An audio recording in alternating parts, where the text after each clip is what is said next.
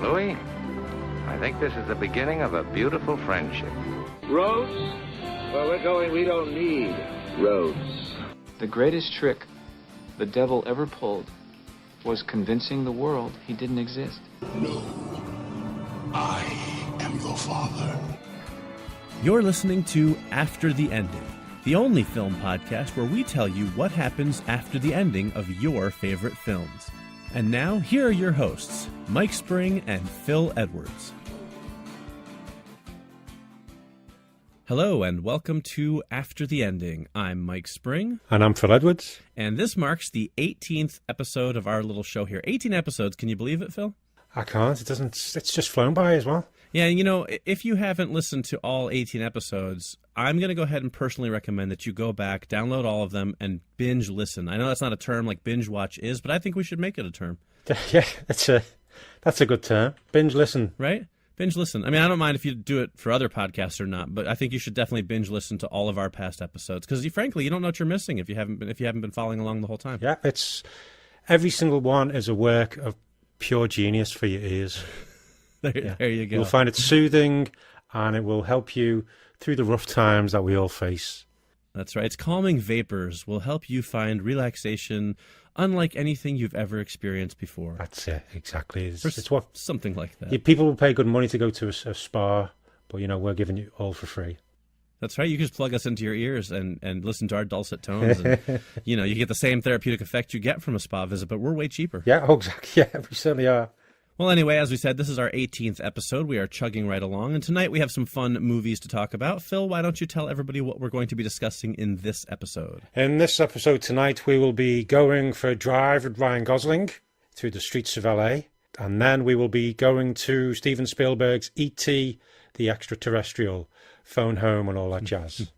And also we're going to be discussing the top 10 films of 1981, which I think is going to be a pretty interesting year. We'll see where Phil and I come in on our movies. I'm betting we're going to have some differences of opinion there. I think so, but while we've just been talking, I've just remembered there was a film that was meant to be on my list, which isn't, so I'm just quickly rejigging it. So this is live, folks. Well, it's live when we're recording it, but it's all good. It's still, listen, this is still on-the-fly stuff. This is exciting. Like, this is, I feel my pulse rate rising. It's just... You don't get stuff like this on live radio. I mean, actually, you do. But just imagine somebody's come rushing in with a piece of paper, out of breath, and handed me this thing. Just like in the movies, right? Like in broadcast. And it says, I've forgotten this film, and it's gone, oh, yes, you're right, quick change all the numbers. I like it. I think we're painting a visual picture for people in their heads right now, Phil. We certainly are. And that's what we do. When we're not therapeutically relaxing you, we paint pictures in your mind. So imagine a room where two men are sitting, talking and chatting, and around them is a busy office full of staff all working for them, bringing them hot drinks whenever they need them and soothing balms for their brow after they've been thinking hard about what could possibly happen at the end of all those movies. Oh, I like it. I'm getting chills just listening to you, Phil. That's amazing, isn't it? It really is. All right. Well, why don't we move along before we lose all those listeners who have been with us for all 18 episodes, and let's get into our movies. Phil, why don't you start things off by taking us for a little drive? Yes, thank you. This is 2011's Drive, directed by Nicholas Winding Refn. Refn? I believe it's Refn. Refn. Yeah. I mean, listen, when you have a name that's spelled R-E-F-N, I feel like we can take whatever liberties we want in how we pronounce it. Yeah, let's call him Nick. There you go, Nick. It's got a really good cast. Ryan Gosling, Carey Mulligan, Oscar Isaac, Bryan Cranston, Christina Hendricks, Albert Brooks, Ron Perlman. So he did put together a really good cast for it. Absolutely. Okay. The driver, played by Ryan Gosling, is never given a name. He repairs cars, does stunt driving in movies, and he's also a getaway driver for hire. But he has a code where he'll only give the thieves a 5-minute window. If they're too late, he'll go. Shannon, played by Bryan Cranston, is his boss at the repair shop, but also arranges these nighttime jobs. Driver gets to know his new neighbour, Irene, played by Carey Mulligan, and her son, Benicio, and her husband, Standard, played by Oscar Isaac, is in jail, but he soon gets released as the film progresses. Shannon talks to some mobsters, Bernie, played by Albert Brooks, and Nino, played by Ron Perlman, as he wants them to put money in to buy a stock car for Driver to race. Once Standard is released, we find out he owes money to some Albanian. Once Standard is released, we find he owes money to some Albanian mobsters, and they force him to rob a pawn shop, and they expect him to bring $40,000. Driver, who struck up a friendship with Irene, is worried about her and her son, so he helps Standard as a getaway driver. So there he is, the driver with Standard and a girl called Blanche, played by Christina Hendricks. So Standard and Blanche go in to rob the store, and they come running out while driver's waiting for in the car. And he spots another car which looks a bit suspicious. As they come running out, Standard is shot and killed by the pawn shop owner. Blanche gets in the car with the bag of money, and after they escape, they then drive off and get chased by this car, but they manage to escape because the driver is an excellent driver, and they hole up in a motel room. Turns out that the money they stole is actually $1 million, and it isn't being reported on the news, so it's all a bit strange. Driver threatens Blanche, who reveals they were going to steal the money from Standard and Driver. Some bad guys turn up and end up killing Blanche, but Driver gets away and finds the Albanian mob boss in a strip club, and then uses a hammer in an imaginative way to hurt him. So the Albanian mobster says Nino, that's Ron Perlman's character, was behind the robbery. Driver tries to return the money and call the whole thing off, but Nino refuses and sends a hitman to get him. Driver's with Irene at the time. He's standing in a lift when the hitman enters, and after quite a cool little fight, Driver kills the hitman, but Irene, seeing the violence that Driver's involved in, runs away in shock. Nino tells Bernie about the robbery and how the money was actually from the East Coast Mafia, and that they now need to kill everyone involved so they can get away with it. Bernie's a bit worried because the East Coast Mafia are going to come looking for revenge. Bernie kills Shannon when he refuses to tell him where Driver is. Driver tracks down Nino and chases him into the sea where Nino drowns. He then calls Irene and tells her that meeting her was the best thing that ever happened to him. And then he goes off to meet Bernie in a restaurant to return the money. Bernie says that Irene will be safe, but Driver will always be on the run and have to watch his back. Then they go out into the car park, where Bernie tries to kill Driver and stabs him in the stomach. Driver fights back and stabs Bernie in the neck, killing him. He leaves the money with him, and Driver drives off into the night. The end. I have never seen more people not want $1 million in my entire life. It's like the whole movie is him trying to give away this $1 million, and nobody wants it. And then at the end, he just leaves it there. I'm like, really, people? It is crazy. When he says, I've got this money, take it back. It's just, yeah. I suppose it's that thing, once you've stolen something and you know there's even worse people than you who will do anything to get it back, then you're going, well, actually, it's not really worth it. Right. I know. It's just one of those things where it's but like $1 million. When you're stabbed in the stomach, $1 million goes a long way towards helping you get patched up. That's what I was surprised they just didn't take a handful of it at least to cover to put in a shirt and like pad the wound. Right, exactly. Pay the underworld doctor who's going to patch him up. Oh, don't go on like that. That could be in my ending. Okay, sorry about that. I was only joking. So what have you got then for your day after? All right. So the day after, Irene and Benicio return to their apartment. With no word from the driver, she assumes that he's dead. Unsure of what's going on, but knowing that her husband had been mixed up with the wrong people, she packs up their meager belongings and flees the city, going back to her estranged mother's house. Meanwhile, the driver drives. In the morning, he stops by a fast food restaurant for breakfast, but is perturbed when he realizes he can't order from the drive-thru menu without speaking. Something he tries never to do under any circumstances. So he goes inside and just points at the menu and gets his breakfast. I guess I should explain, for people who haven't seen the movie, or maybe they haven't seen it in a while, Ryan Gosling has about 3 words of dialogue in this film. It's actually one of my biggest contentions with it, because there's a scene where he's in Carey Mulligan's apartment, and they're supposed to, like, bond and whatever, but he literally doesn't say 2 words to her, and it's the most uncomfortable thing I've ever seen in my entire life. And I'm like, any normal human would have kicked him out a long time ago, been like, well, gotta go, gotta take the kid to school now, thanks for stopping by, enjoy your juice, have a great day. But they just sit there in awkward silence, and it really bugs the crap out of me, I'm not gonna lie. So, I suppose, if somebody is not talking to that extent, you would go, it's a bit strange, this. It's just, when you watch it, to me, it just screams style over substance, which I think is actually Nicholas Winding Refn's whole thing. I'm not really a huge fan of his so far, and I know that a lot of people really like him, but to me it was one of those things where it was like, this would never happen in real life, because people hate awkward silences, and even somebody who's like cool and collected and doesn't like to talk a lot, then Carey Mulligan would have filled in the blanks, and like I said, she would have made some excuses and gotten out of there or something. It's so awkward, and anyway, so that's why my driver hasn't said a whole lot so far in his day after. All right, so what about you, Phil? What's your day after? Oh, crap. I lost you, didn't I? No, I was just being like the driver.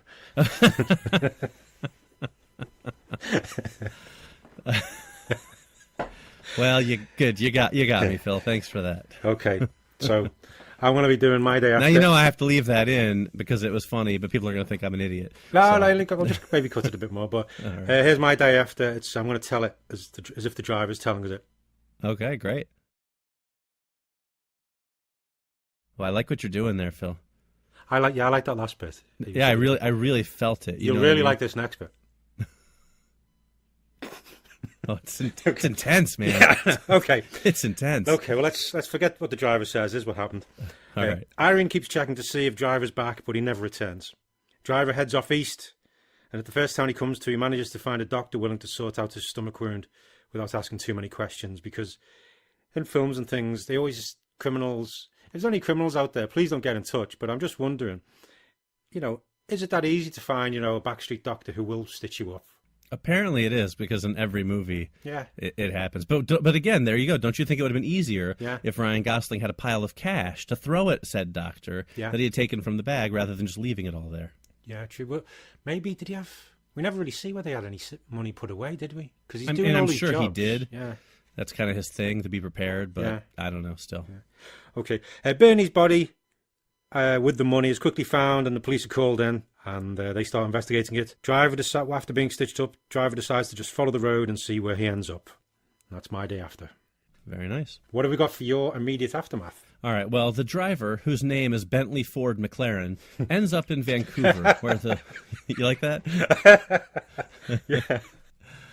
Yeah. He ends up in Vancouver, where the burgeoning television industry means he'll be able to find a job as a stuntman. It takes a while for him to find a job, though, mostly because his refusal to speak during job interviews means that most people won't hire him. But eventually he runs across an assistant director who worked on some of his previous films and ends up giving him a job. He spends the next couple of years working in stunts and retires from the getaway business. Eventually, the show he's working on, a police drama about a police psychiatrist called Cops and Sobbers, introduces a new character. Sorry. Thought I could make it through, but I realize how ridiculous that sounds when you say it out loud. Cops and Sobbers. Right? But that's a good name for a show about a two. police shrink, Yeah. Because you've got the police psychiatrist and then the therapy patients, they might cry when they're revealing their deepest feelings. Yeah. So there you go. So anyway, Cops and Sobbers introduces a new character, a police officer who goes mute from suffering PTSD after he accidentally kills the kitten he's trying to get out of the tree for the little girl. The producers are so impressed by his silent performance in his audition that he instantly wins the role. And that's where we'll leave it for now. Very good. I like it. All right. How about your immediate aftermath? Okay, I've got driver has been driving, and he keeps driving. There's a lot of driving going on. And while he's driving, the dude abides? Yeah, well, no, the dude's not abiding at the minute. Oh, he's driving. He's probably on a bus. Right. He's just going past on a bus as the driver's driving. So driver's driving from town to town. That sounds so strange now, driver's driving. So he's going from town to town. He stops off and works as a mechanic when he needs to make some bit of money.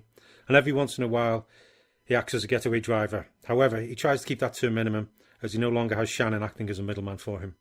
He keeps himself to himself and doesn't really follow the news. Turns out the new president that came to power has caused numerous problems, and US society begins to crumble. It takes time to show the full effects in the small towns that drivers been hiding out in, but it soon catches up with him. Society begins a slow slide backwards. So, Phil, let me just get this straight. So you're saying that the American society is going to crumble because the person elected president is, shall we say, less than qualified for the job. Is that what I'm getting from this? Either less than qualified, or they've got lots of secrets and deals with the people, and it turns out that they've been stabbed in the back by the people they thought were supporting them. It could be one or the other. I don't know where you could pull this type of...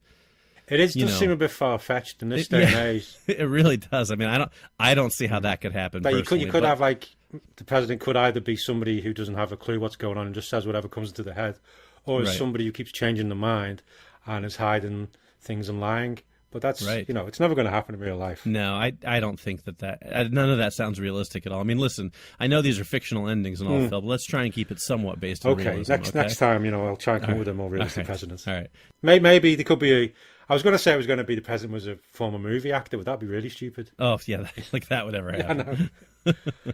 Or the son of another guy who's being a president. Yeah, that doesn't, no. Now you're just getting crazy here, Phil. I know. Yeah, so society begins a slow slide backwards.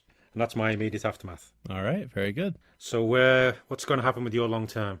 All right, well, Cops and Sobbers goes on to become a major network hit, and The Driver becomes an overnight sensation, winning an Emmy and a People's Choice Award in his first season on the show. I'd love to see his acceptance speech. Well, that's funny you mentioned that. Oh, sorry, go on. Forget I said He's that. applauded at the award shows for the fact that he doesn't give speeches when he wins. One night, Irene is watching TV with Benicio, who's now a tween, and she sees Bentley on TV. Realizing that she's still in love with him, she makes a spur-of-the-moment trip to Vancouver and tracks him down. While he's filming, she makes her way onto the soundstage. When he finishes shooting his scene, she tells him that she's been in love with him all this time. He responds by staring at her and not saying a word. Irene realizes that he's the perfect man because he'll never disagree with her, he'll never embarrass her with dad jokes, he'll never have a conflicting opinion to hers. So she rushes into his arms, kisses him passionately, and walks off into the sunset arm in arm with the man of her dreams. Ah, you big softy. Yeah, what can I say? Yeah. I'm a sucker for a happy ending. But Of course, that's the reason why she does go. Not for the fact he looks like, Ryan Gosling. Oh yeah, that has nothing to do with it at all. I'm sure. It's his scintillating conversation. I think that really won her over. It is. Speaking of that, though, it's funny the amount of people who tell me how much I look like Ryan Gosling. Isn't that? You know what? I get Brad Pitt all the time. Well, I sometimes get Brad Pitt. If I get one more person asking me for my autograph thinking I'm Brad Pitt, I'm telling you. Yeah. It's also, Ryan Reynolds. Oh, people, I sometimes get that as well. It's crazy. Yeah, I know. I hear you. I know it's a tough life we lead, isn't it? Yeah, I know. I don't know how I cope with it sometimes, but I manage to get through. It's actually humbling, Phil, to see how well you deal with it. I do try and stay humble, but it is hard when you're cursed with luck such as this. Well, listen, we're not all a golden god like you are, but, I appreciate you just letting me bask in your glow. Yeah, well, you're not far off. You just need to, just do a few more, crunches and, maybe some fake tan and things like that. I'll try and work on that, Phil. Yeah. Excellent. All right, so how about your long term? Why don't you drive it home? Oh, okay. The puns continue. Let's put the pedal to the metal and let's go. All right. The majority of people in the US are just trying to survive. Many of the major cities have become deserted as people head out into the wilderness in search of food. However, as it's America, guns and fuel are still prevalent, but it's now almost a Wild West type society in many places. Rather than being upset by this, the driver revels in it. He still wanders around the US, but is now a modern-day outlaw with an automobile as a steed. He's now a road warrior, a man with no name, helping those who need it before moving on, as the road never ends. Oh, I like that. A very, kind of modern Western gunslinger type of feel to it. Well, yeah, because that's sort of what the driver was a bit like in the film. The film kind of has a modern Western feel to it, you know what I mean? Yeah. Not in terms of, obviously, the setting or the style, but if you look at it compared to a Western film, there are a lot of the same tropes and character archetypes and stuff like that. Oh, definitely, yeah. And it's also, there's a little bit of a superhero movie in it as well. Yeah, because, absolutely. He's got the... He could be called Silent Man. Yeah, but he ends up putting on the scorpion coat and he's protecting the innocent. But that's true, he's definitely. A bit of a psycho for doing it, but right, a little bit of that. But yeah, I personally... The silent psycho. Yeah, that's it, yeah. Personally, though, I really enjoyed the film. But I know what you mean, though, about it being, there's a bit more style over substance. But I think in this particular case, Nicholas managed to meld the two together.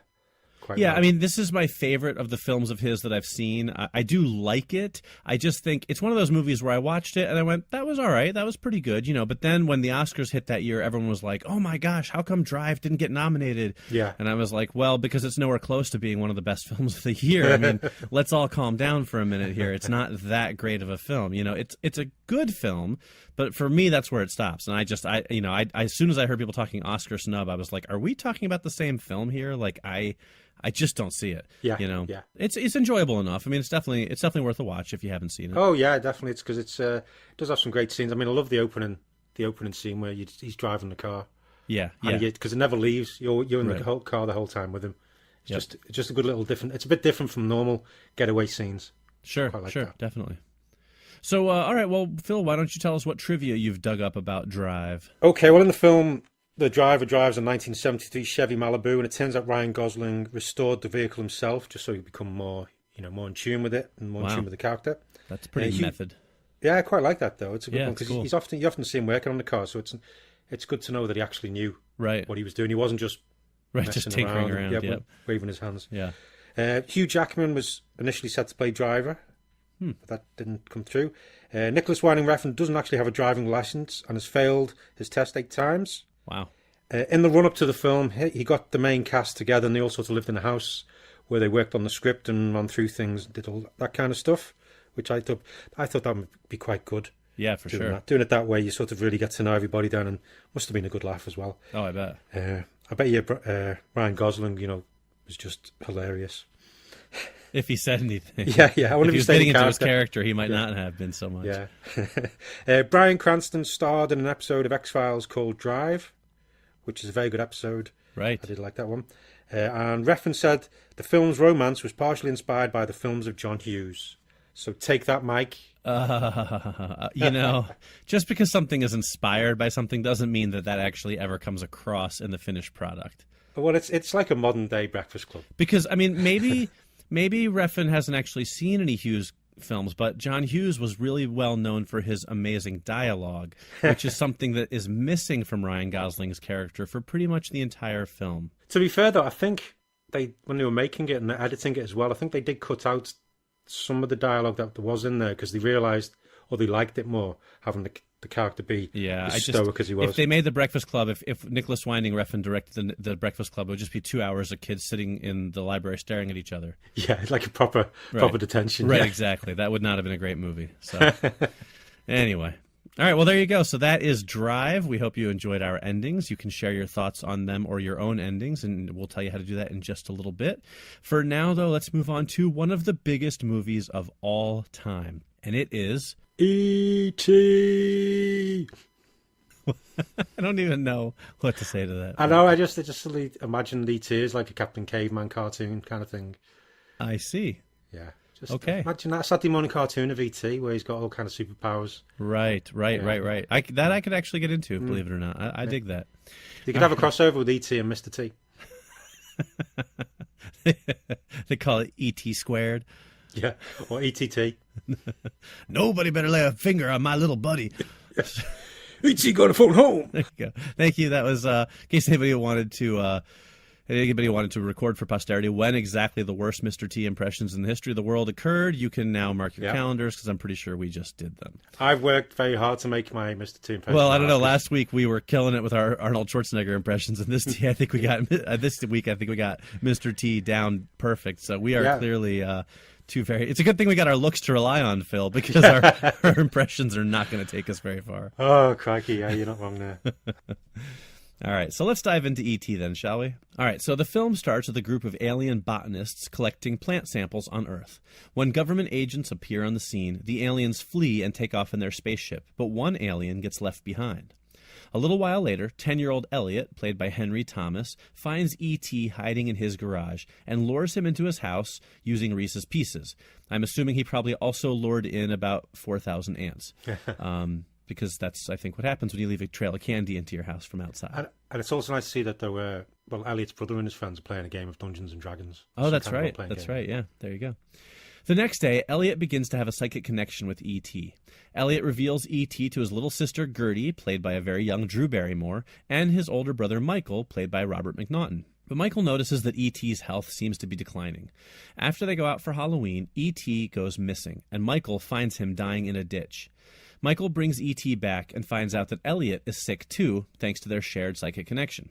E.T. appears to die, but he comes back to life with a glowing finger and reveals that his people are coming back. As government authorities invade the house, Elliot and E.T. and Michael and some of his friends evade the authorities, and E.T. helps them escape by levitating Elliot's bicycle, and we see it fly in front of the moon in one of the most famous and iconic shots in film history. Is that E.T.? That is E.T., yeah. And it's actually a deleted scene from Drive. Anyway. Could you imagine? It didn't really fit the tone of the rest of the movie. That's what they should have had in Drive. We should have had a homage to E.T. Right, where he drives and you just see the car like leaping over a hill in L.A., but it goes in front of the moon, and there's the driver's silhouette. It would have been beautiful. So they fly in front of the moon, and in the forest, E.T.'s spaceship arrives, as does one of the government agents, who has been called Keys, thanks to his keys that you could see on his belt, played by Peter Coyote. Keyes tells Elliot that he's been waiting to see an alien since he was 10 years old. E.T. and Elliot share a heartfelt goodbye before E.T. takes off into the stars. Very nice. Boy, Phil, you have a lot of talents. I mean, impressions is not one of them, but you do have a lot of talents. I do have my moments when it comes to impressions, but I usually have to have had a beer or two. I gotcha. Yeah. Well, maybe you have to start drinking before you record the podcast. Yeah, imagine there's a drunken episode Right. after the ending. All right, so that's E.T. Phil, why don't you start us off by taking us into your day after? Okay, the day after. Henry and his family are taken in by the government, where they undergo many tests and are asked many questions. Keyes tries his best to ensure they are treated well, and for the most part they are. Elliot undergoes the most tests and finds it quite difficult. However, all of these tests do result in the latent telepathy that he developed with E.T. becoming stronger and stronger. He can't control anyone, but he does find he can read how people are feeling. Meanwhile, E.T. is back on the ship, and he makes his report. Everyone is dumbfounded at what happened to him. They find the violence and fear he experienced hard to understand, as the universe that they live in is a peaceful place and conflict is rare. However, the compassion that he was shown by Elliot and his family make them feel that there is hope for humanity. And that's my day after. Very nice. I like it. Thank you very much. What have you got for your day after? All right, well, Keyes and Elliot watch E.T.'s spaceship fly off. Shortly after the ship leaves, the other officers from Keyes' branch of the government show up and threaten to apprehend Elliot. Keyes goes for his gun, but finds that somehow it's been replaced by a walkie-talkie, and he's defenseless.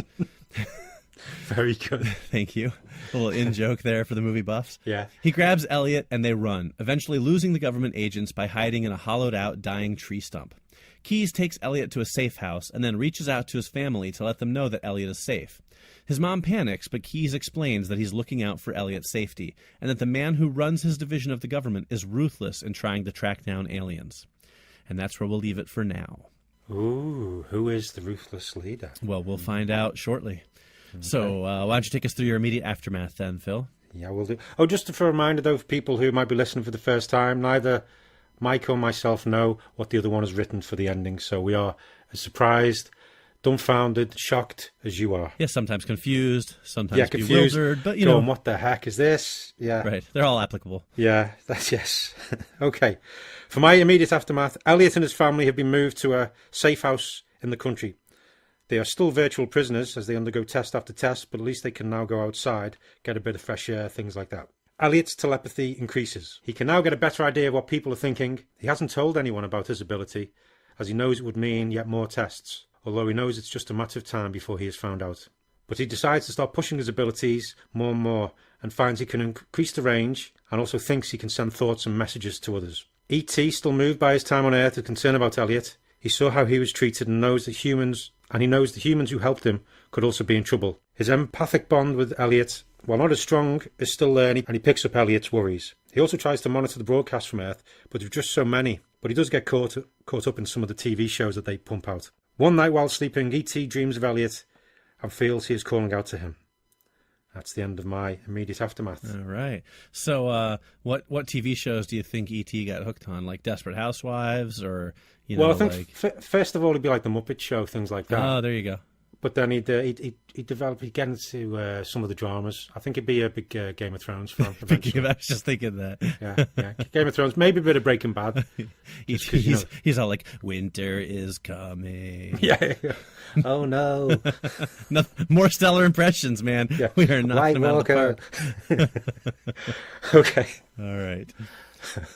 So what have you got for your immediate aftermath? All right, well, Keyes tells Elliot that the heat will die down, but for right now, they have to disappear. As they're packing up to leave, however, a SWAT-like team breaks into Keyes' safe house. They traced Keyes' call to Elliot's mom, which Keyes didn't think would happen because he assumed that he would have known if their house was bugged or wiretapped. But apparently things happen above his pay grade. They forcefully take Elliot and Keyes to the clandestine headquarters of the DEE, the Department of Extra-Terrestrial Encounters. Elliot meets Keyes' boss, a gruff, harsh man with little emotion or feelings. His name is Jeremiah Mulder. Jeremiah Mulder is so obsessed with aliens that he left his pregnant wife behind years ago to devote himself entirely to tracking down alien life forms. Now, he has the proof he needs to show that extraterrestrial life exists, and he wants Elliot to tell him everything he knows about E.T. and his race. Oh, very nice. Yeah. Yes. I think if we counted up the number of episodes we've tied into the X-Files, we'd probably have a pretty high number. Yeah. Yeah, they seem to pop up a lot. Well, there's only aliens that can tie it in, but no, I could see the X-Files sort of tying into it. Yeah. Yeah. Especially this. Anything with something like this, where there is a clandestine government agency already involved. Right. This is a little pre-X-Files because it's the 80s. Yeah, but, yeah. But there you go. All right, so Phil, why don't you take us into your long term? Okay, long term. E.T. gets more and more messages from Elliot, who finds his telepathy can put him in touch with anyone he thinks of and can also cover vast distances. E.T. decides to help Elliot and his family, so he heads off to get some help. His race is not suited for that, so he goes to the Galactic Hub. A long time ago, it was known as Coruscant. He knows that the Jedi Council will be able to help. Ever since they had that trouble decades before, they are now a peacekeeping force for good.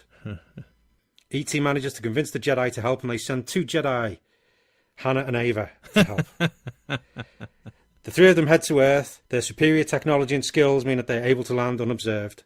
The Jedi incapacitate the guards and help Elliot and his family onto the waiting ship, and they explain that they're going to take them off planet for a while, where they can either stay or they will bring them back in a few months or whatever, however, they decide. It's up to them. Yeah. I don't know everything in this. More than 12 parsecs, we'll say. Yeah.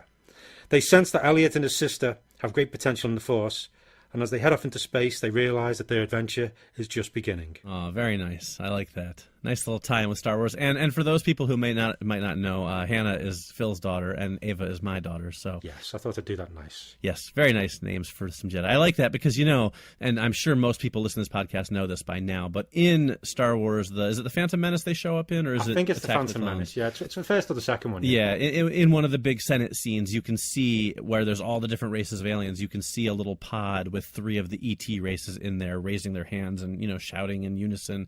It's a nice little, just a little Easter egg there. So that's a lot of fun.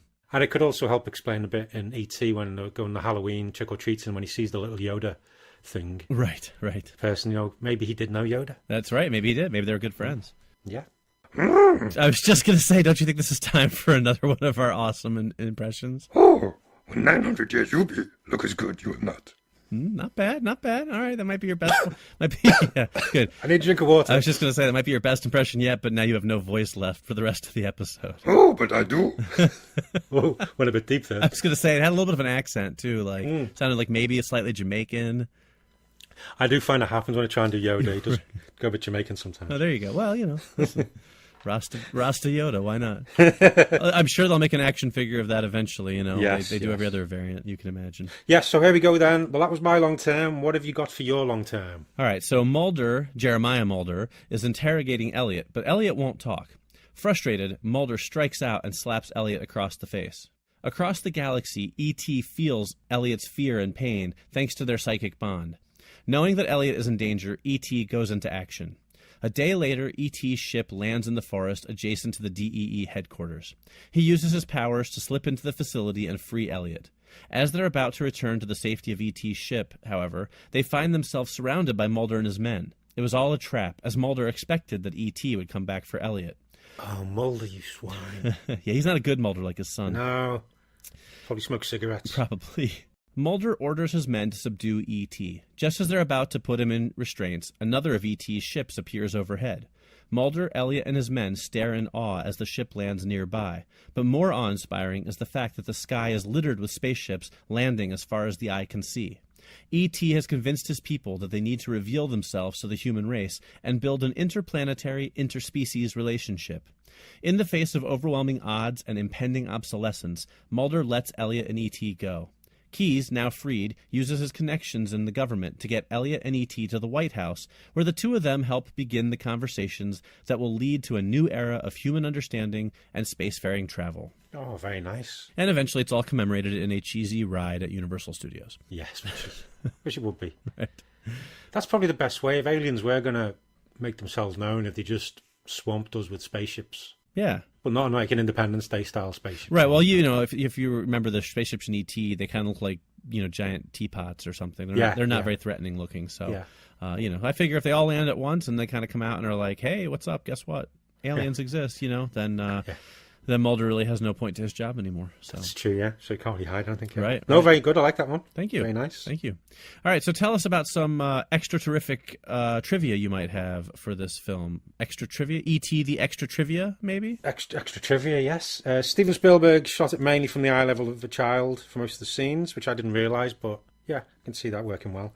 Harrison Ford was going to be the headmaster in the school, but the scene was cut. The sound of E.T.'s walk was made by using a wet T-shirt stuffed with jelly, or as you call it in the States, Jello.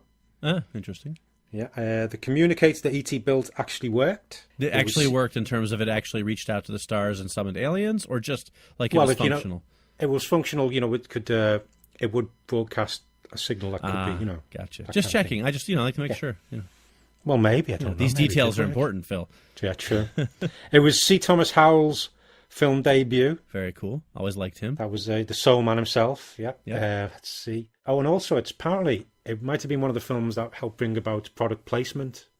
Oh, right, because Reese's Pieces. Because if I'm not mistaken, and you maybe were about to say this, but if I'm not mistaken, I think they wanted to use M&Ms, but then M&Ms wouldn't let them. That's right. So they used Reese's Pieces, and then the Reese's Pieces sales skyrocketed after this movie came out, and they sold millions and millions of dollars. The Mars company went, "Oh, we should have let them use M&Ms." Right. Well, there you go. Live and learn. So that was it was a common practice which had been done previously with the James Bond film franchise, but this was the first time. This was the biggie, which sort of meant we would then get product placement in every film and TV show ever. Yeah, well, I mean, it's sort of one of those things where you can't really blame E.T. for that, I guess, but it certainly has. And I mean, you can't really blame it for some of the things, as long as it's in there. And it seems, it suits the scene, then I don't have any problem with it. I mean, I think that the like in E.T., for example, that's very organic product placement. It's not like they shoehorned it into the film just so they could get them in there. I mean, that's part of the movie everyone remembers is him luring E.T. into the house with this trail of candy. I mean, they could have done generic candy, sure, but I think that, it being something kind of recognizable made it like a fun pop culture moment, Yeah. But as you write, and anything in the kitchen, things like that works well. Oh, this is it. E.T.'s communicator actually worked and was constructed by Henry Feinberg, an expert in science and technology interpretation for the public. Oh, there you go. And one nice little thing as well. The script was largely written while on location, while Steven Spielberg was filming the first Indiana Jones film. Oh, very cool. So they wrote that during film breaks as Steven Spielberg dictated the story to Melissa Matheson. Yeah, I often on my breaks I often write what will go on to become the highest grossing film of all time for like 12 years or so. I mean, that's you just throw them out, don't you, while you're working on another film which is going to be really big. Yeah, while I'm making one blockbuster, I just sort of casually throw out another blockbuster. I mean, it's just another blockbuster just what one does, which it isn't even similar to the one you're working on. Right. So you've got to change your mind every time you're doing it. Right, exactly. I mean, that's just that's just how I roll. God, people with all these ideas. Yeah. That's E.T. and. It's an excellent film, and everybody's seen it. So yeah, good stuff. It's a classic for sure. So all right, well there you go. That, like you said, that wraps up E.T. If you would like to share your endings or share your thoughts on our endings, please contact us. We will tell you how you can do that in just a little bit. But first, we're going to move on to our Mighty Morphing mini feature, and I'm very sad to say that tonight's mini feature is actually going to be our first. What's the word I'm looking for? Our first downbeat mini feature. It's a solemn one, I think. It's not a funny one or a happy one, but as we are recording this, we just found out late last night that the actor Anton Yelchin passed away yesterday, and he was a favorite of both of ours, and so we wanted to kind of pay a little tribute to him because we really liked him, and I know I personally thought he had a very long and very fruitful career ahead of him, and I'm very, very sad to learn that he's passed along. So this is just, we wanted to take a minute and sort of talk about him and share some kind of personal memories about his films. Yeah, he's a very talented actor, and as you say, he was just getting on to bigger and better things every time. He'd been the lead in a few films, and whenever he showed up, he always had like a decent role, or he'd always be memorable. Yeah, and I think I first saw him in Charlie Bartlett. Yep, that's the first film I was going to mention. Charlie Bartlett is definitely the first thing I saw him in. He actually had a lot of like guest starring roles and minor parts before that, but that was the first film that he starred in with Robert Downey Jr. And it was right after Robert Downey Jr. I think it was his first film after Iron Man.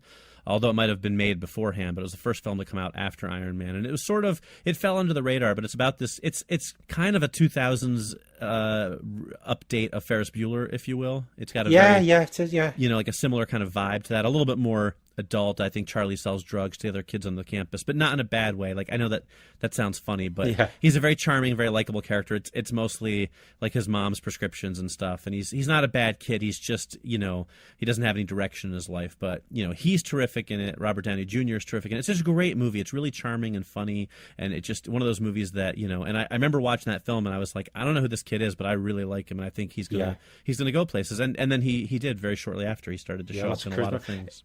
He also was meant to have had a really good role in Alpha Dog, but I've never seen the film. So I haven't either, and that was when I posted on Facebook about how sad I was about him dying. I had a couple people comment to me that they really loved him in Alpha Dog, so I definitely will now have to check that movie out because I also haven't seen it, but. Obviously, then he went on to star in Star Trek as Ensign Chekhov, which was just great casting because Anton was actually born in Russia, even though he's Americanized, if you will. He was actually born in Russia, has a Russian background, and so I like to think that's not the only reason they cast him as Chekhov, but he did a great job with the accent. He made the character fun, and even though he disappeared a little bit in the second film, I was happy to see him go on to be a part of this terrific ensemble. Yeah, and we'll be seeing him in Star Trek Beyond soon, aren't we? So yeah, that'll be bittersweet to watch that, unfortunately. And what else? He was also played Kyle Reese in Terminator Salvation. Yes, which actually, a film a lot of people don't like, but as some people might recall, that was on my top 10 list of 2000. What year did we do that? 2009. 2009. That was on my top 10 list. I actually really liked that film. And so once again, here he is playing this iconic role, and I think he did a good job with it. Yeah, well, I wasn't a fan of the film as much as you, but he was great as Kyle Reese. He was, as usual, he stole the scenes he was in. He was fun to watch. Mm-hmm. He did a different kind of thing. I mean, Kyle Reese, obviously, in previous, in the original Terminator films, is a lot more hard-edged, and here he played him as a really young green Kyle Reese. But I liked his portrayal of him, and I thought you could see how he would eventually turn into this sort of harder, soldier. Yeah, I know what you mean, and then he was in the Fright Night remake. Yep, which isn't a great film. It's enjoyable enough, but once again, for pretty much carrying the film on his back, he's a likable lead, and I thought that, that's the thing about that movie. It's not a great film, but it's easily watchable because he's just so watchable on screen. Like, that's the thing. Every movie he's in, you just enjoy watching him. So even when the movie isn't that great, you're still having a good time because you just kind of feel like you're hanging out with him. Yeah, I totally agree. Yeah, and he was in one of my favourites. He was in Odd Thomas, where he played the title character. Yes, that's a terrific film, which I don't think enough people have seen. Did it come out theatrically in the UK?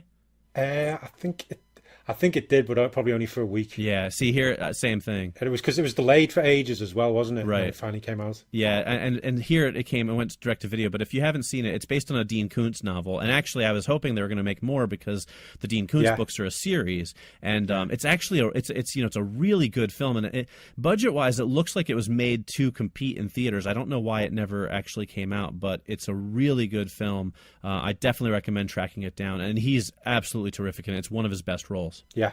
I totally agree. Really good film, and he was great as Odd Thomas. Yeah, he did a great job. I know. There's two others that I saw him in, neither of which are great movies, but again, he was terrific in them, and they are Burying the X, which also stars Alexandra Daddario.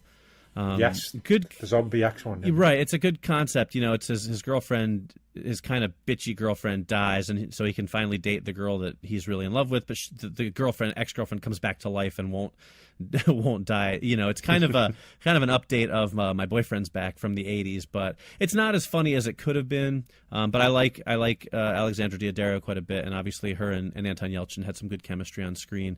And the other one he was in was actually a thriller with like a spy thriller with Nicolas Cage called Dying of the Light. And another one, great trailer if you see it, not a great film.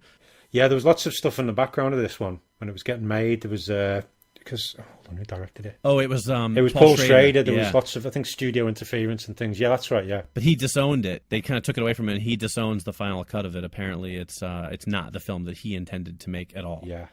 Oh, and also then there was the excellent Green Room, right, which I have not seen yet. But but he was very good. He was basically Patrick Stewart was sort of the bad guy, but Anton was the leader of the punk band, right? And he's sort of like the hero of the character. Right. But, again, he was great in it. Yes, that's one I'm looking forward to seeing. So, I mean, as you can see, he was in a lot of great movies. Every movie that we just talked about, he had a major role in, if not the lead role. And, you know, he's just a really talented actor, and he's going to be missed. I think that Well, what gets me, though, is the amount of... He's been in so many... Lots of other films that we've not mentioned, but he's acted with some huge names. Yep. Like, there was Nicolas Cage, we've already mentioned. Yep. He was in Hearts of Atlantis with Anthony Hopkins. Right. He was in Along Came a Spider, Morgan Freeman. Yep.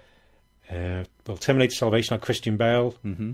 All the people who were in the Star Trek films. Yep. Robert Downey Jr., you mentioned Charlie Bartlett. Right. Hey, Colin Farrell in Fright Night. Yeah. Mel Gibson and Jodie Foster in The Beaver. Right.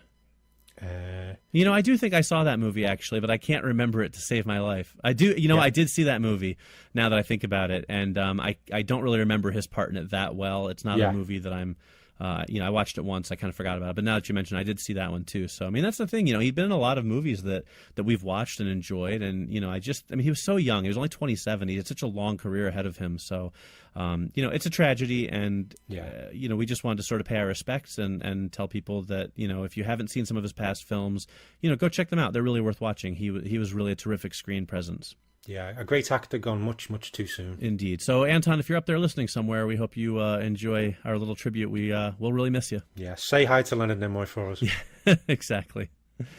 All right. Well, on that note, I think we'll wrap that up and get back into our regularly scheduled programming. Hopefully, this isn't a feature we'll have to do very often. Yeah, but if you want to go on to, you know, share your thoughts about Anton, you know, what your favourite film roles, you know, what you thought of him as an actor, things like that, you can tell us and comment on the various social media places, which we'll let you know about a bit later on. Yeah, please do. Let us know your favorite films and your favorite performances from him, and maybe we'll do a little follow-up where we share some positive memories of him. Let's keep it upbeat, and we'll just see what everybody loved about Anton Yelchin. So, yep. All right, so moving on to happier things, let's discuss the films of 1981. So this was a pretty big year for movies, Phil, huh? It certainly was. Certainly, lots of huge movies. Lots of, as we were talking before, there's lots of very watchable movies. Yep. Some of them aren't great, but they're all the kind of films where you've seen them numerous times, and if they come on TV again, you'll go, "Oh, let's watch this," because you know it's going to be a fun watch. Yeah, I think this is going to be maybe a divisive list for us, because I think there's some movies on here that people are going to have different remembrances of and different nostalgic feelings for, and so I think some of the movies that get left off of our lists, people will be like, "What? How could you not put this movie on there?" And then other ones that will have really high that people might not have seen at the same point in their lives that we did, they're going to say, "How could you put that at number 2?" You know, so it'll be interesting. But let's dive into it, shall we? Yes. So let's give everybody a reminder of 1981. What was going on? Yes, take us back, Phil. Take us back to 1981. What was going on? Okay, we need some kind of, you know, time travel sound. There we go. Yeah, we do need one, but maybe we something need a little better than that one, yeah, because that was scary. Yeah, a little bit. Okay, let's see. We've got the UK, 1981. The UK had Margaret Thatcher as Prime Minister, and America had Ronald Reagan, who ended up getting shot in the chest but survived. Kathleen Turner, Tom Cruise, Ben Affleck, Holly Hunter, Jeffrey Rush, Meg Ryan, Jeff Daniels, Kevin Costner, and a few others made their film debuts, which is quite interesting. Yeah, it's a lot of big names. Over here in Britain, there's all the talk about the European Union, and back in 1981, Greece entered the European Union. The first DeLorean rolled off production line, which we need a big thank you for, because, you know, otherwise Back to the Future just wouldn't be the same. Well. Yeah, it wouldn't be the same. The first London Marathon took place, and the first space shuttle was launched, and that one was Columbia. Very nice. Sadly, 1981 also gave us the first recognised case of AIDS. It was the first flight of the Lockheed F-117 Nighthawk stealth fighter. Donkey Kong was released. Charles and Diana got married, and the first use of crack cocaine was reported in the US and the Caribbean. So some big things, some sad things, and some not so good things. But also that year we saw the births of Elijah Wood. Well, this is going to make us all feel really old. Yeah, I'm sure. Yeah, Elijah Wood, Justin Timberlake, Tom Hiddleston, Kelly Rowland, Joseph Gordon-Levitt, Josh Gad, Julia Stiles, Michael Pitt, Jessica Alba, Rami Malek from The Accident Mr. Robot, Amy Schumer, Natalie Portman, Summer Glau, Beyonce, Rupert Friend, and Kristen Ritter. And again, it's one of those where you don't think half of these are the same age. Right? Doesn't Tom Hiddleston seem like head and shoulders way older than everybody else on that list? Yeah. It's just like a lot of crazy. them still seem like kids, but Tom Hiddleston's like a man, you know? I also thought Jessica Alba was older than all that. Right, but yeah. Obviously not. But we also had some deaths. Well, obviously we did. Right. But we had some big deaths. We had lost Bernard Lee, William Holden, Natalie Wood, Bob Marley, and Pope John Paul II. right. And that was 1981. Okay, great. So, Phil, why don't you kick us off tonight? Why don't you take us into the year of 1981 with your number 10 pick? My number 10 film is a film by George A. Romero that doesn't involve zombies, and it's one which many people might not have heard of, but it's an excellent one called Night Riders, and it also has no talking cars in, but it stars Ed Harris, Tom Savini, and many others, and it's pretty much a take on the King Arthur story, but it's a travelling troupe of people who put on joust shows using motorcycles and things like that, and the leader, played by Ed Harris, is King William. He styles himself on King Arthur and the like when it's a great film. It's quite unlike many of the other George A. Romero films. Quite deep, beautifully shot scenes, and it's got knights on motorbikes. Right. But it's well worth a watch if you haven't seen it, because it's quite surprising film as well. Right. You know, it's funny. I have seen that film, and I completely forgot about it until you, mentioned. Yeah. Like I remember seeing it. I was doing my research, but I was like, I don't know if I've seen that film. Now that you describe it, I'm like, oh, I have seen that film, but I remember nothing about it at all. So I can't even say if I have an opinion on it. It's very different for a Romero film. Sure. So what about your number 10? All right, my number 10 is also an equally obscure film, and it is called Southern Comfort.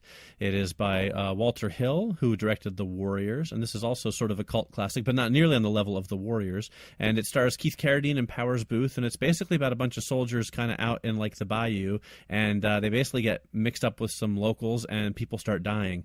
It's sort of a kind of, one of those group of people in a hostile environment getting picked off one by one type of films, which is one of my favorite genres ever. And I only discovered it a couple of years ago when Shout Factory put it out on Blu-ray for the first time, and I absolutely loved it. So there you go, number 10. Yeah, it's a brilliant movie. It's one of my favorites as well. Oh, great. Do like that film. Excellent. It didn't quite make my list because there was, as we said, there was many good films that year. Yeah, this is definitely a tough year, for sure. But that was bubbling under. Okay, my number 9 is a film by Terry Gilliam called Time Bandits, involving adventures through time, starring Sean Connery, Shelley Duvall, John Cleese, and so many other big names. Lots of people will have seen it. It's lots of fun, but it has one of those downer endings, which I always quite like. Well, sometimes I quite like, but it seems to fit the film quite well. Right. It's a good film with some great effects, some great acting. I mean, David Rappaport as the leader of the Time Bandits, he's fantastic. And I do enjoy it. Yeah, that's one of those films I've only seen once, and it was so long ago that actually, like I said, again, I couldn't remember if I liked it or not. I didn't want to put it on the list just because it's like, oh, Time Bandits, everyone loves that, because I was like, gosh, I can't even remember if I enjoyed that film or not. So it is a good choice, and maybe it would have been on mine if I'd seen it more recently, but it's been a long, long time. Yeah, worth checking out again, though. It is a good one to rewatch. Yeah. Well, my number 9 is The Howling, and it stars Dee Wallace and probably a bunch of other people. I can't remember at the moment, but it's a great werewolf film, one of the few good werewolf films. Actually, I think the werewolf genre for some reason just does not breed good movies. There are so many bad werewolf movies out there, and The Howling is fantastic. It's a little bit dated, but it's a great kind of mystery in the first half, and then it goes into more full-on werewolf stuff, and there's a really terrific ending for it.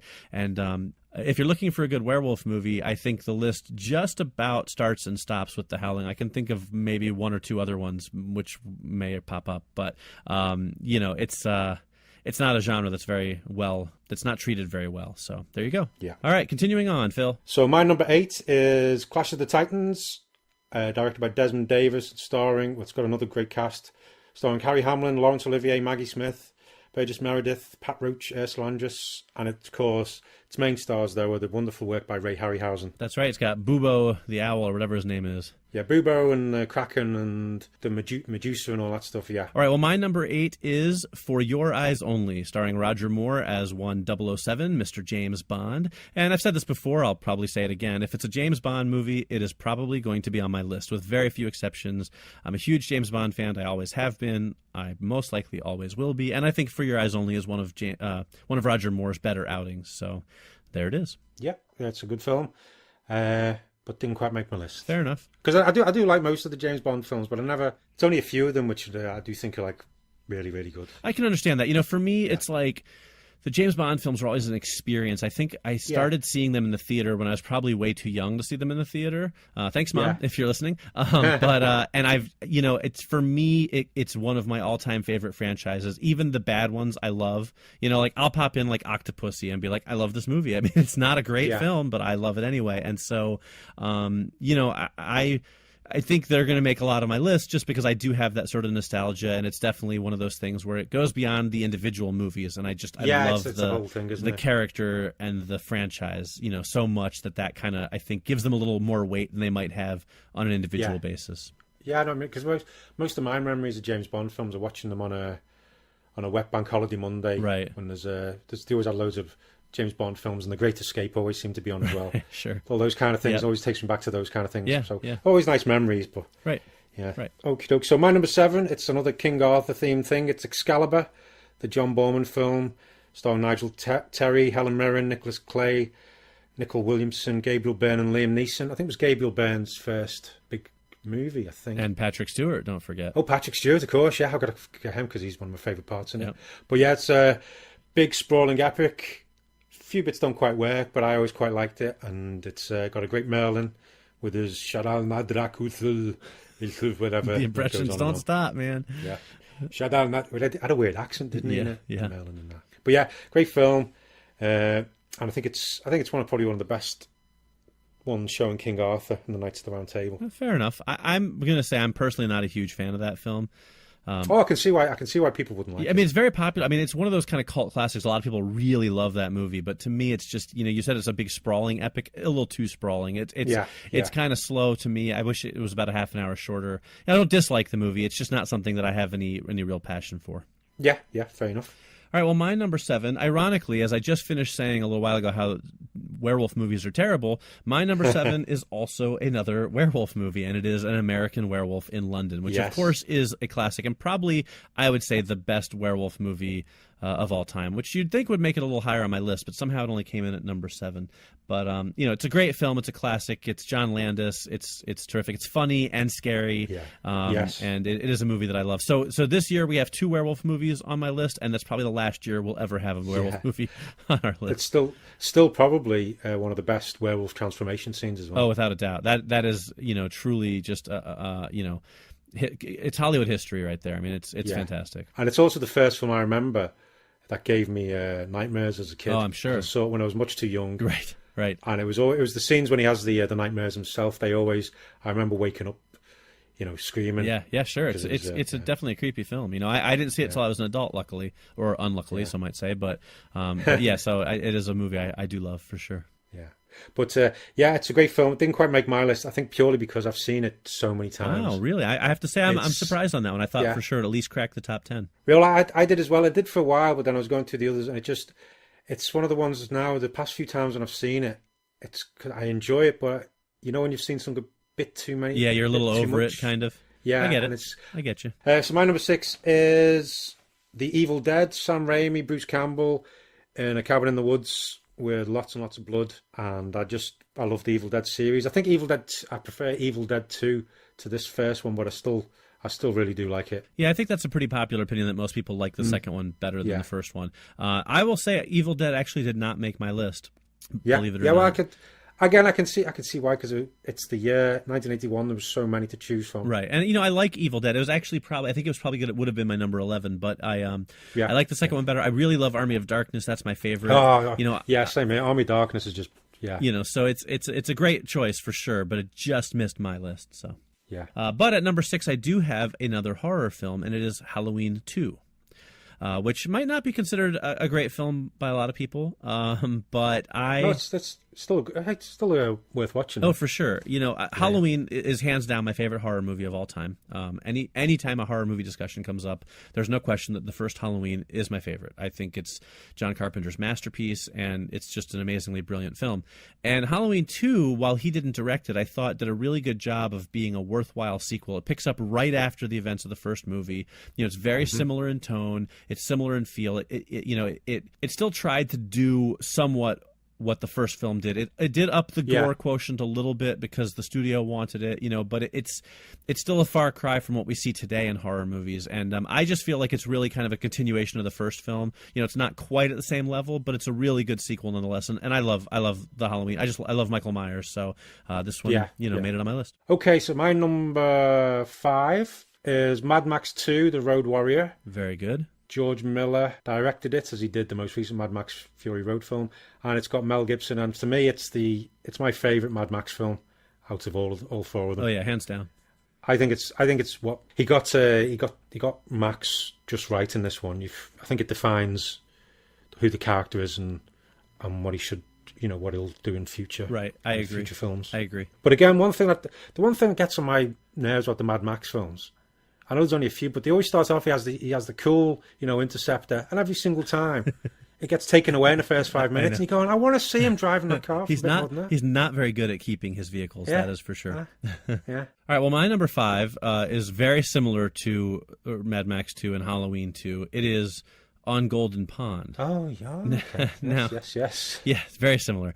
Here's the thing. When I was a kid, I remember when On Golden Pond came out, and it was that movie about old people. And, I remember seeing the trailer and going, wow. Right, exactly. It's Katharine Hepburn, Henry Fonda. It does also have Dabney Coleman in it and some other good actors, but it was the film about old people. I had no desire to watch it, and I never, ever watched it until about a year or two ago. It finally came out on Blu-ray, and I said, yeah, this movie won like 17 billion Oscars. I should probably watch it just to see what it's all about. And I threw it in, and I was like, all right, well, if it's boring, I got my phone, whatever, this and that.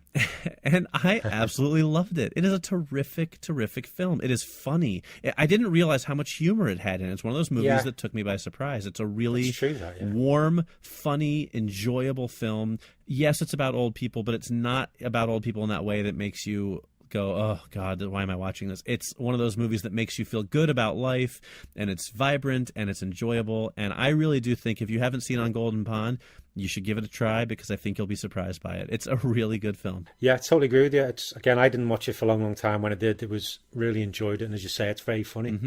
Indeed. Yeah, and it's you mentioned one Oscars. Henry Fonda and Katharine Hepburn won the Best Actress Oscar. Yeah, well deserved. Well deserved. Film, Yep. Yeah. But yeah, good film, good pick. Great. So where are we up to now? Number 4 for me. Yes. It is Superman 2, Kneel Before Zod. It's the one that Richard Donner was filming when he was making Superman. Then things all got a bit messy, but it got finished, and it's got General Zod coming to Earth with his team and wreaking havoc, and Superman. Well, everybody knows it. Why am I explaining it? Superman 2.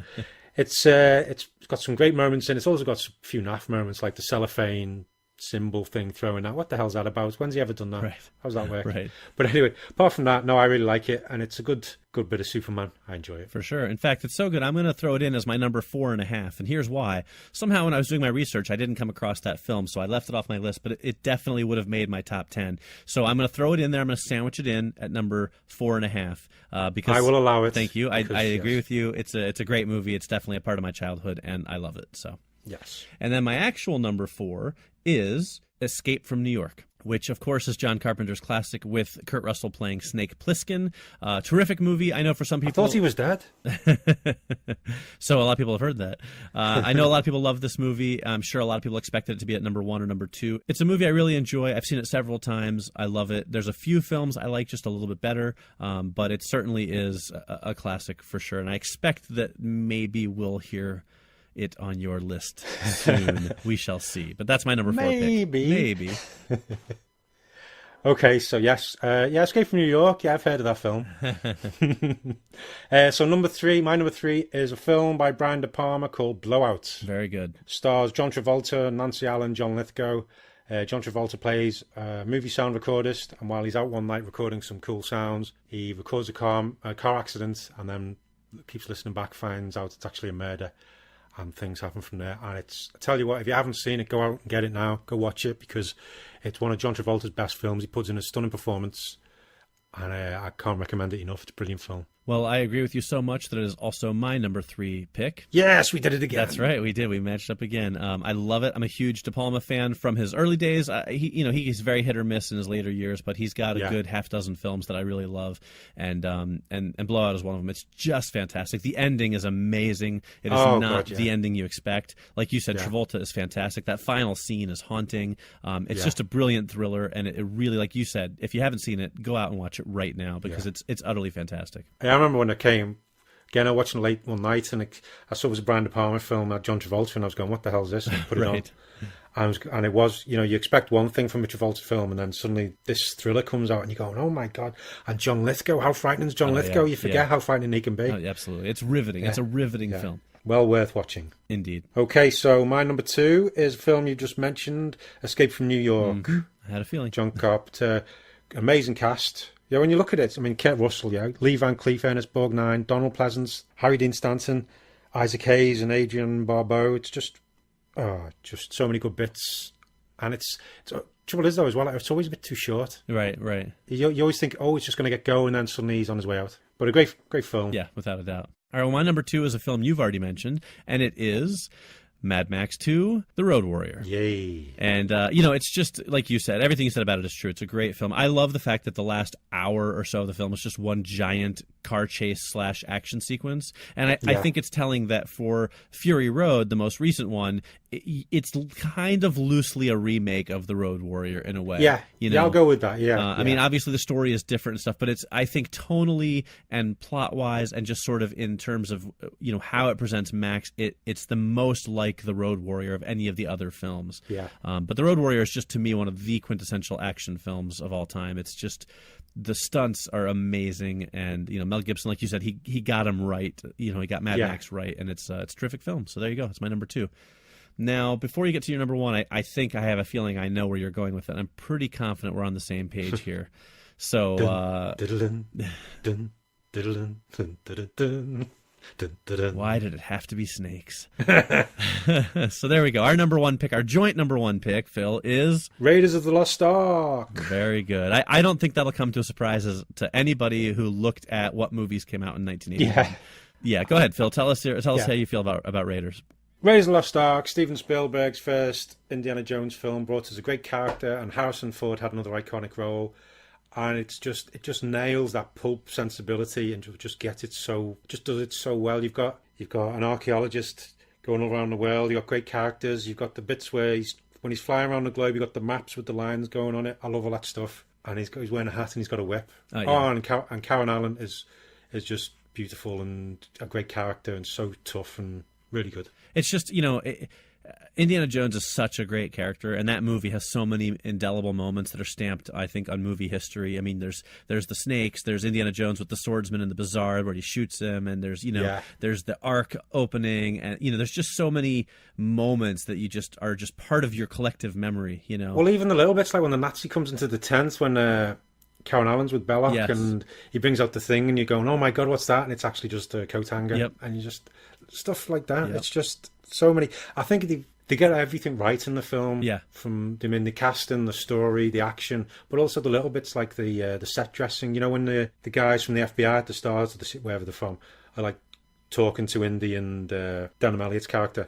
In the hall, just everything's in its place, and it's wonderful. Yeah, it really is. It's a magic movie. I mean, obviously, that's no surprise. It's one of the most successful film franchises of all time. But I mean, and as a kid, I remember I had the action figures actually, which weren't that widespread. Cool, yeah. They weren't as big as like Star Wars action figures. But and I just remember thinking like Harrison Ford was my idol. I mean, he was Han Solo and Indiana Jones. I mean, has there ever been a greater 1-2 punch of characters in any other actor's resume? I mean, I can't think of anything that even comes close to that. Yeah, I know. It's just. I think it's going to be number 1 for lots of people for that year. Yeah, I imagine a lot of people would have picked this as their number 1 as well. So I will just say though, I remember watching Raiders of the Lost Ark years ago with my grandma when she was still alive, and she hadn't seen it, she didn't know anything about it.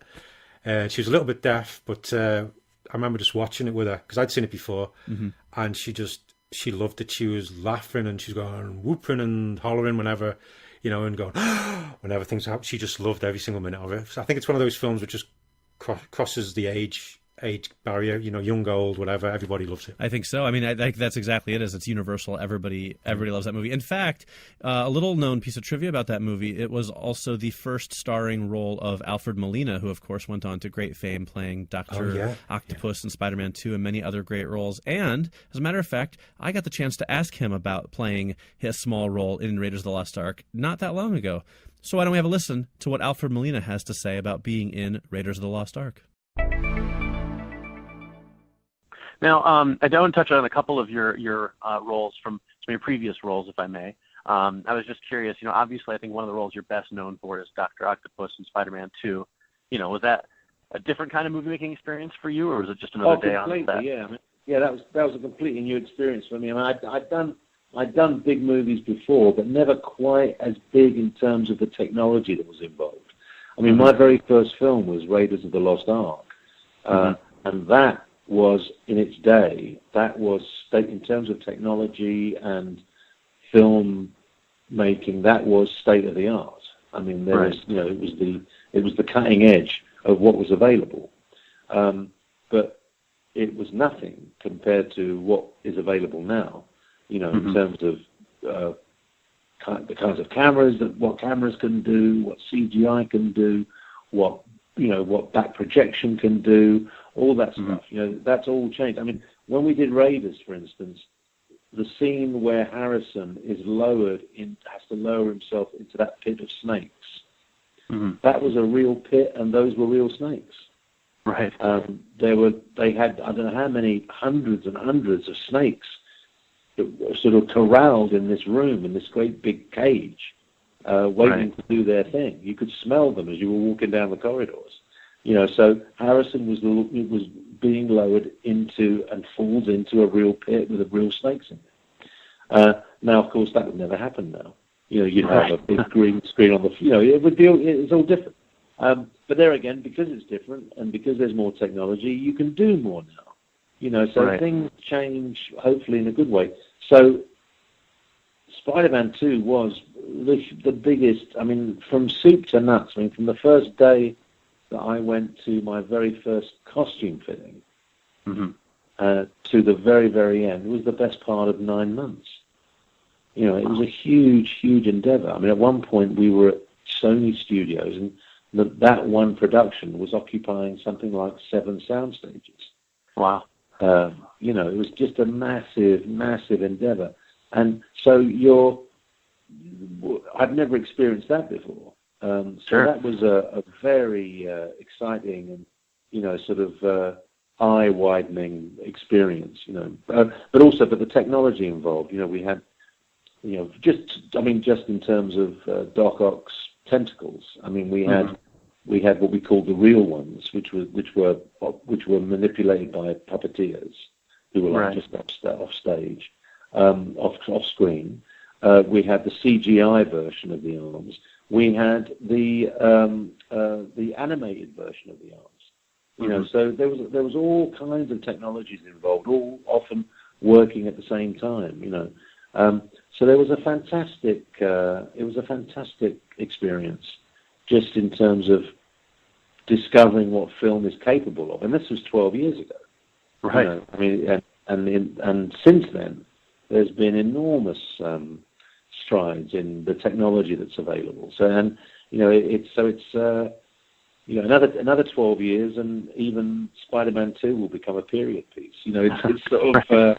But these films still stand up. I mean, I was watching Raiders the other day, actually, because a friend of mine said that his son had never seen it. So we sat down and watched it, and it's still good. It still stands up.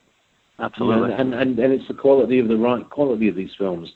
It's the quality that keeps them popular in the minds of fans and film goers. All right. Well, Alfred, thank you so much for taking the time to talk to me today. I really appreciate it. Oh, it's my pleasure. It's been a pleasure talking to you. Fantastic. Howard, that's somebody who was in Raiders of the Lost Ark. Thank you very much, Alfred. Yeah, Alfred Molina, I mean, he's an amazingly talented actor, obviously, but he couldn't have been nicer either. We had a very long conversation about many, many things, and I'll try and put a link to that in the show notes, actually, if anybody wants to hear the whole interview. But he was a true gentleman, very, very gracious, very humble, and a real pleasure to talk to. So Brilliant. It's always good when they're nice. absolutely. All right, Phil, why don't you take us through the box office top 10? What were the top 10 hits of 1981? Okay, 1981, we have number 10, Time Bandits. Number 9, we have The Four Seasons. Which I don't remember that at all. Oh, yeah, that's the one. Yeah, it's a romantic comedy written, directed, and starring Alan Alda. Oh, yeah, I do vaguely remember that. Yeah, 3 married couples who take vacations together during the different seasons. Right. One of those ones that's fun to watch, but as we've shown, it's a bit forgettable. Yeah. Number 8, sorry, Alan, we do like you. Yep. Number 8, For Your Eyes Only. Very good. Also my number 8, ironically. Oh, yeah. Number 7, Chariots of Fire. Mm-hmm. Good film, but it's... never really floated my boat. No. Number 6 was The Cannonball Run, which almost made my top 10 list. Mine too. It was definitely right outside of it. Yeah, well, again, because just the cast list, and that's just amazing. So many famous people in that one. Yeah, it's a funny film. Yeah. Number 5 is Stripes. Mm-hmm. I'm surprised that didn't make either of our lists, actually. I know I'm not the biggest fan of that in the world, but I thought maybe you were going to have it on yours. Yeah, again, there's some funny moments in it, but it just doesn't work as a whole for me. I agree. Yeah. Number 4 was Arthur. Mm-hmm. The Dudley Moore film, yeah. Very good film, yeah. Number 3 was Superman 2. Very good. Number 2 was On Golden Pond. Hey, there you go. Yeah, and number 1 was Raiders of the Lost Ark. Of course. Yes. Here's an interesting bit of trivia for you, and it ties into something that you mentioned earlier. Do you know what outgrossed Raiders of the Lost Ark? No? Donkey Kong. Oh, good God. Donkey Kong was so popular. People forget what a cultural impact that game had. Donkey Kong was so popular that even at $0.25 a game, it actually made more money than Raiders of the Lost Ark did. We're talking like hundreds of millions of dollars. God. I find that a fascinating piece of trivia, personally. That's crazy. Because it's only now sort of people reporting that, video games are making so much money. But Right. This was $0.25 a shot, man. $0.25 classic a shot. arcade game, and yeah. it got so many kids playing it that it made like $200-something million, which was more than Indiana Jones did. God. So, at least domestically. Yeah, well, let's see. In the US, Raiders of the Lost Ark made 212 million, so it made more than that. Jesus. It made more than that. I think it was like 250, 285, maybe something like that. I forget the exact number, but it was more than Raiders, yeah. You forget how big arcade games Yeah, were. I know. Well, because they're not really a thing anymore, Yeah. so... All right, great. Well, that's going to wrap up our throwback to 1981. As always, if you have a list you'd like to share, please let us know. We'd be happy to read it out on the air. Phil, why don't you tell people how they can get a hold of us now? Yeah, you can find us on Twitter at after_the_ending, and we're on facebook.com/aftertheendingpodcast. You're listening to us on some kind of podcast thing, so you can find us on iTunes. We're also on soundcloud.com/aftertheendingpodcast. And you can also find us on Stitcher.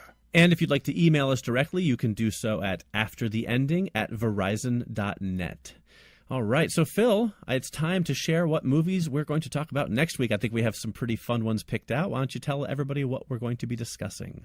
Yes, well, this one is for Mike because he loves the films of Wes Anderson. We will be doing Rushmore.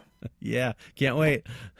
Yeah, and for all those people who say they can't stand the films of Michael Bay, we will be doing The Rock, which is actually quite a fun film, which lots of us do like. Yeah, what's funny is I think this is sort of like the